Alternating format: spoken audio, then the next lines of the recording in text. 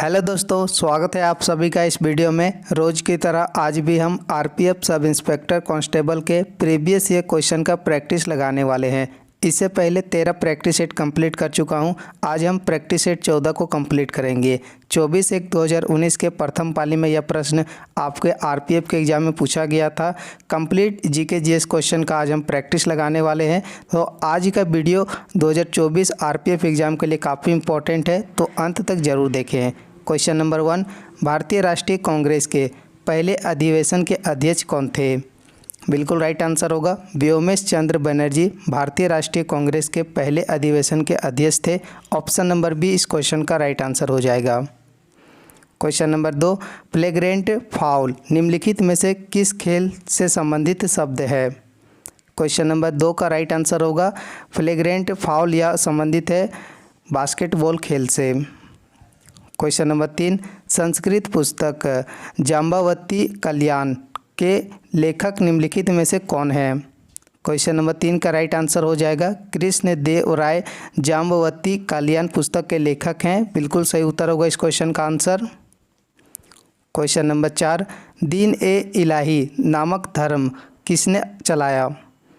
तो मुग़ल काल में अकबर ने दीन ए इलाही धर्म स्थापित किया था। Option number B question number 4 का राइट आंसर होगा। आपको जिस भी क्वेश्चन का आंसर पता रहेगा साथ में कमेंट करके ज़रूर बताएंगे। क्वेश्चन नंबर 5, भारत में मुख्य चुनाव आयुक्त की नियुक्ति कौन करता है? क्वेश्चन नंबर 5 का बिल्कुल राइट आंसर होगा भारत के राष्ट्रपति भारत के मुख्य चुनाव आयुक्त की नियुक्ति करते हैं। बिल्कुल सही आंसर होगा क्वेश्चन नंबर 5 का option number A. Question number 6, निम्न में से कौन सी समिति का गठन निर्धनता निर्धारण के लिए किया गया था? क्वेश्चन नंबर 6 का आंसर याद रखेंगे तेंदुलकर समिति का स्थापना किया गया था दोस्तों निर्धनता निर्धारण के लिए। Option number D question number 6 का राइट आंसर हो जाएगा। क्वेश्चन नंबर 7, मानव कोशिकाओं के केंद्रक में कितने गुणसूत्र पाए जाते हैं? तो इस टाइप के क्वेश्चन आपके पिछले सेट में भी बना था, आज के सेट में भी बना है। तो मानव के गुणसूत्रों की जोड़ियां होती है। क्वेश्चन नंबर 7 का राइट आंसर होगा 23 जोड़ियां होती है। और आज का पीडीएफ डाउनलोड करने के लिए दोस्तों टेलीग्राम का लिंक आपको डिस्क्रिप्शन में मिलेगा। आप वहां से आज का पीडीएफ और आंसर शीट साथ में डाउनलोड ज़रूर करें। क्वेश्चन नंबर 8, निम्नलिखित में से भारत के किस राज्य में मरुस्थली और बागर मैदान पाए जाते हैं? क्वेश्चन नंबर 8 का राइट आंसर होगा राजस्थान में दोस्तों मरुस्थली और बागर मैदान पाए जाते हैं। क्वेश्चन नंबर 9, निम्न में से कौन सी भाषा सभी यूरोपीय भाषाओं की जननी है? सभी क्वेश्चन आपके आरपीएफ एग्जाम के लिए इम्पोर्टेंट है और बहुत से प्रश्न आपके एग्जाम में रिपीट पूछा जाता है। क्वेश्चन नंबर 9 का राइट आंसर होगा संस्कृत भाषा। क्वेश्चन नंबर 10, विशेष ओलंपिक में भाग लेने के लिए न्यूनतम आयु क्या है? तो इस क्वेश्चन का आंसर हो जाएगा 8 वर्ष ओलंपिक में भाग लेने के लिए न्यूनतम आयु है। क्वेश्चन नंबर 11, बैंक को भेजी गई राशि और न्यायिक जमा जैसे बचत संविधान के किस वित्तीय प्रावधान के तहत आते हैं?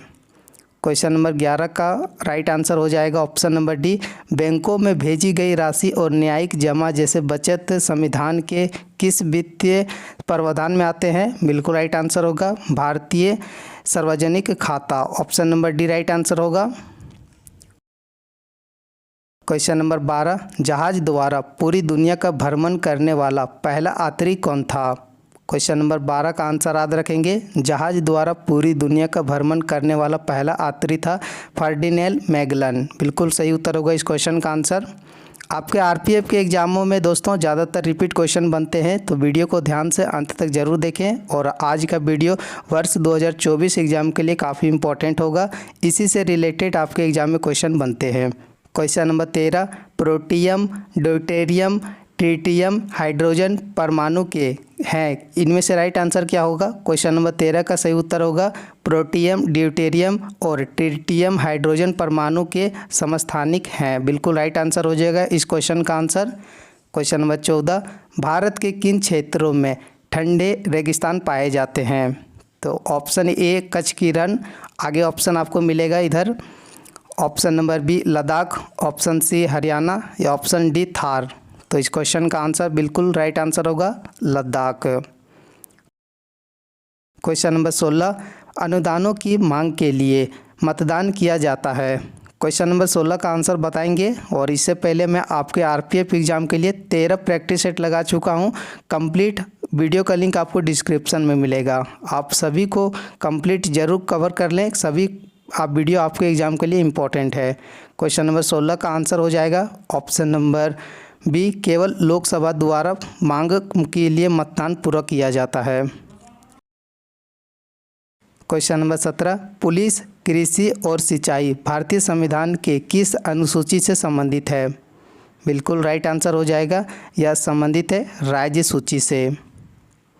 क्वेश्चन नंबर 18, करदाताओं की संख्या और राजस्व कर के नहीं बढ़ने का कारण है।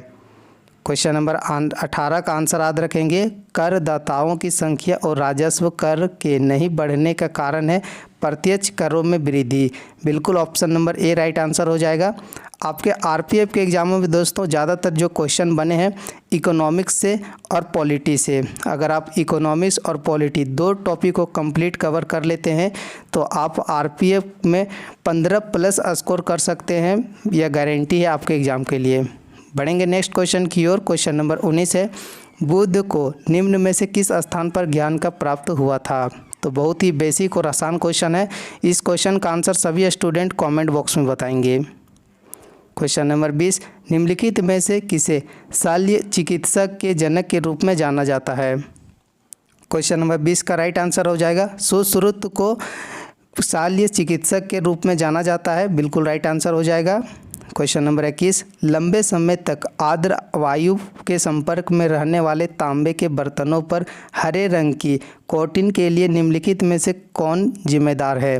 तो क्वेश्चन समझ में आ गया। ऑप्शन आपको इधर मिलेंगे। बिल्कुल सही उत्तर होगा कॉपर हाइड्रोक्साइड और कॉपर कार्बोनेट। इस क्वेश्चन का बिल्कुल ऑप्शन नंबर डी सही उत्तर हो जाएगा। बढ़ेंगे नेक्स्ट क्वेश्चन की ओर। क्वेश्चन नंबर 22 है, अप्रत्याशित स्थितियों में राष्ट्रपति द्वारा उपयोग किए जाने वाला कोष कौन सा है? बिल्कुल राइट आंसर होगा क्वेश्चन नंबर 22 का ऑप्शन नंबर ए, भारत का आकस्मिक निधि। देखिए आपके आरपीएफ के एग्ज़ामों में जो ज़्यादातर क्वेश्चन बने हैं फिक्स टाइप के और एक लिमिटेड टॉपिक से क्वेश्चन बना है, तो प्रीवियस ईयर प्रैक्टिस लगाने के बहुत से फ़ायदे हैं। इससे आपको पता चलेगा जो क्वेश्चन कहाँ से पूछा जा रहा है। क्वेश्चन नंबर 23, विश्व व्यापार संगठन की स्थापना कब हुआ था? क्वेश्चन नंबर 23 का आंसर याद रखेंगे, वर्ष 1995 में विश्व व्यापार संगठन का स्थापना हुआ था। क्वेश्चन नंबर 24, सर्वोच्च न्यायालय की स्थापना और संगठन से संबंधित प्रावधान भारतीय संविधान के किस अनुच्छेद के अंतर्गत दिए गए हैं? क्वेश्चन नंबर 24 का आंसर होगा अनुच्छेद 124। बढ़ेंगे नेक्स्ट क्वेश्चन की ओर। क्वेश्चन नंबर 25, एक स्वायत्त निकाय के रूप में भारतीय संसदीय समूह का गठन किस वर्ष किया गया था?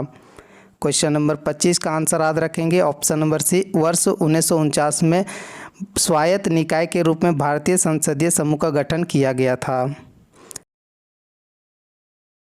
क्वेश्चन नंबर 26, एफ्थे एपिज्यूटी के जैसे पैर और मुंह का रोग कहा जाता है, यह किसके कारण होता है?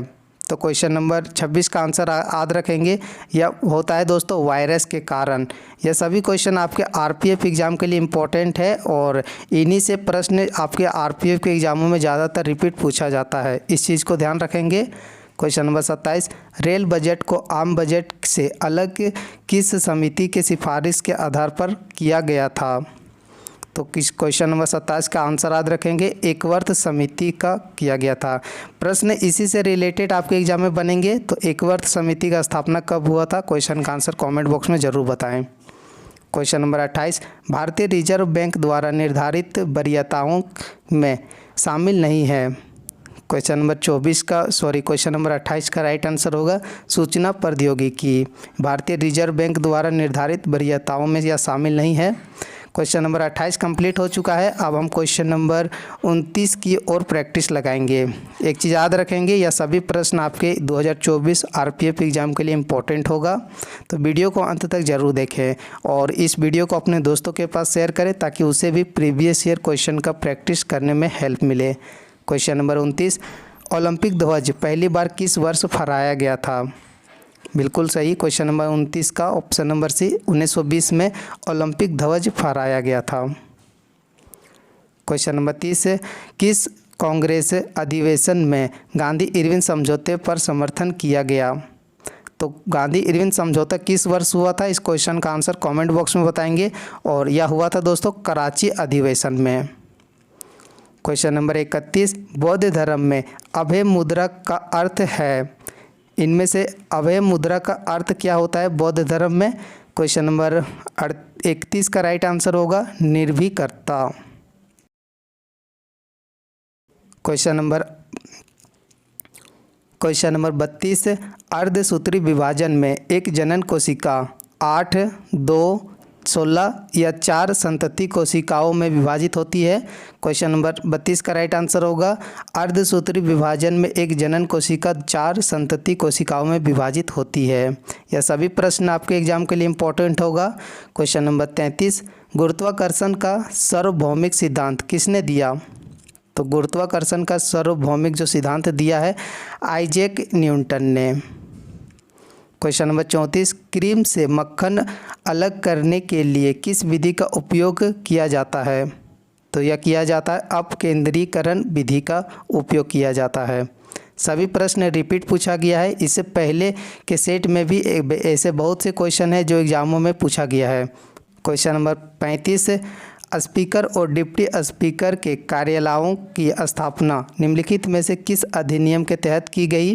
बिल्कुल आंसर याद रखेंगे, भारत सरकार अधिनियम 1919 से।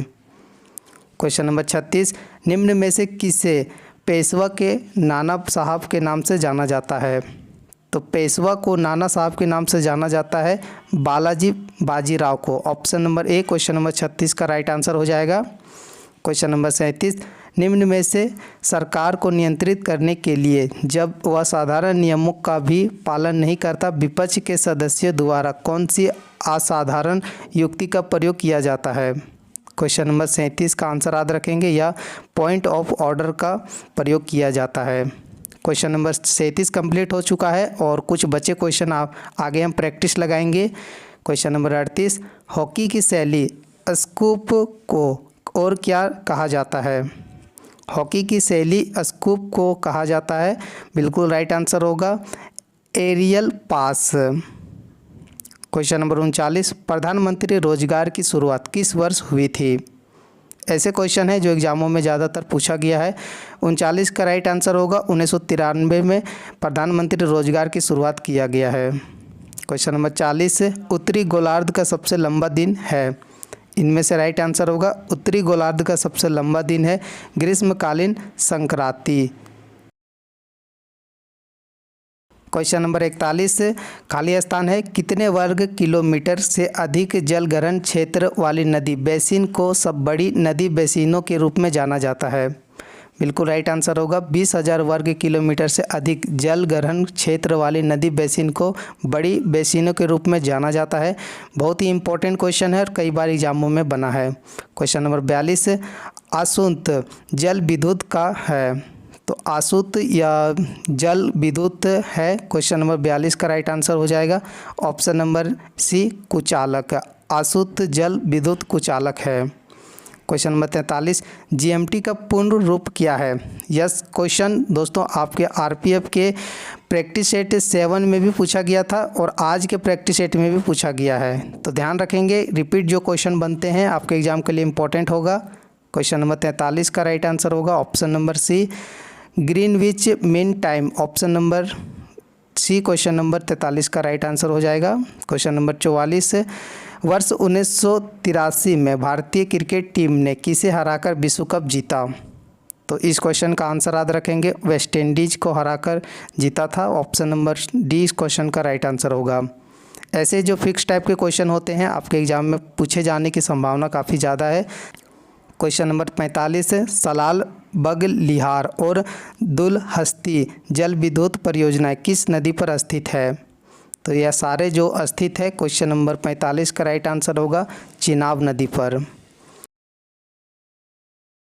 क्वेश्चन नंबर 46, इस वीडियो का last question, poverty and un-British rule in India पुस्तक के लेखक कौन है?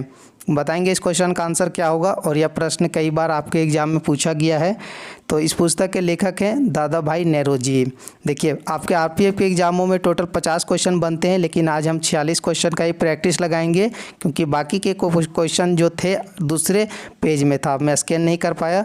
तो आज के लिए इतना ही। और आप डेली आरपीएफ के प्रीवियस ईयर क्वेश्चन का प्रैक्टिस लगाने के लिए इस चैनल को सब्सक्राइब और इस वीडियो को अपने दोस्तों के पास शेयर जरूर करें। थैंक यू दोस्तों, मिलेंगे नेक्स्ट वीडियो में। Bye bye, take care.